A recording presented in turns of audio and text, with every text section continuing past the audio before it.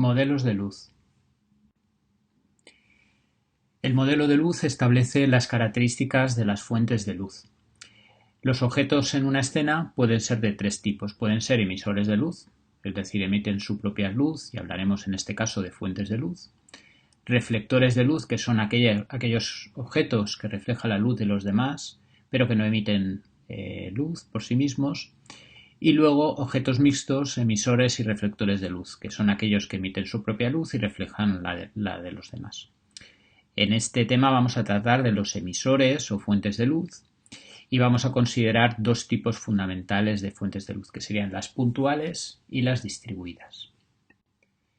Las luces puntuales no tienen dimensión, tampoco tienen dirección, eso quiere decir que emiten la luz de forma radial. Y vamos a considerar que una luz es puntual si su dimensión es muy pequeña comparada con la de los objetos de la escena. Por ejemplo, cuando tengamos una luz como el sol o una bombilla en una habitación relativamente grande, etc. Para iluminar utilizaremos en este caso el modelo de reflexión correspondiente, como puede ser, por ejemplo, Phong, tal cual. Si hubiera más de una fuente de luz puntual, la iluminación del píxel se calcularía de forma acumulada, viendo cómo contribuye cada fuente de luz a la iluminación de ese píxel y sumándola. Por el contrario, las fuentes de luz distribuidas son aquellas que tienen dimensión o tienen dirección, o ambas a la vez. Como ejemplos, los focos de luz dirigida o los tubos de luz. Para aquellas fuentes de luz que tienen dimensión, como podría ser, por ejemplo, un tubo de luz, lo que haremos simplemente es considerar que esta fuente de luz está formada por un conjunto de puntos de luz distribuidos sobre la superficie. De manera que haremos una suma de valores como si fueran puntos de luz individuales, pero distribuidos sobre esa superficie emisora de luz. Cuando tenemos fuentes de luz con dirección, como pueden ser los focos, necesitamos algún tipo de modelo adicional. El más habitual es el modelo de Warn, que vamos a ver a continuación. Hay otros modelos basados en diagramas goniométricos, pero la verdad es que están en desuso y no los vamos a ver.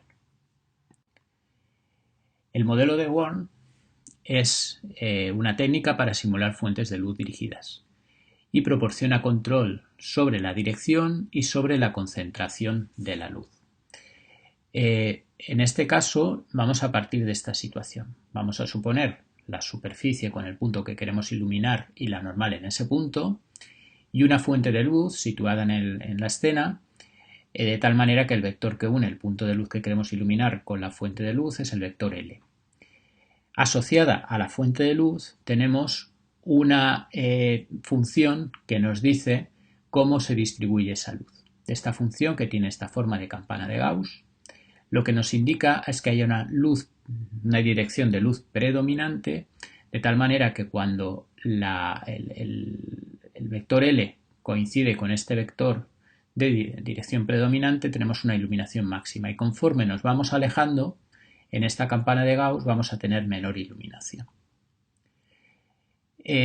Para definir este modelo necesitamos estos cuatro elementos. Primero necesitamos la intensidad del punto de luz, como en cualquier modelo de iluminación, la dirección de la luz, el vector de posición de la luz, y la dirección predominante de esta iluminación, que es esta L predominante. Y luego además vamos a tener un coeficiente de concentración de la luz que nos permite indicar cómo de concentrado está ese cono de luz, de manera que con valores altos tendremos una luz más concentrada.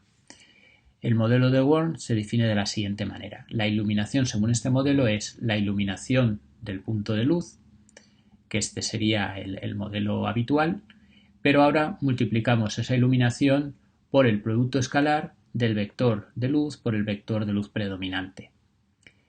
Este producto escalar, que representa el coseno del ángulo que forman los dos vectores, será máximo, tendrá un valor 1 cuando estos vectores son paralelos, y tendrá valor 0 cuando es mayor de 90 grados. Este valor además está elevado al coeficiente de concentración. De esta manera conseguiremos que la luz sea menor conforme nos alejamos del centro del foco de luz, de la luz predominante. ¿Cómo utilizamos este modelo de Worm? Simplemente sustituiremos la iluminación difusa y la iluminación especular en el modelo de Phong por este modelo de Worm para la difusa y para la especular. El otro aspecto importante para manejar la luz con más realidad es la atenuación de la luz. La luz en la realidad se atenúa con la distancia, según un factor que depende de la inversa de la distancia al cuadrado, de la distancia de la superficie de la fuente de luz.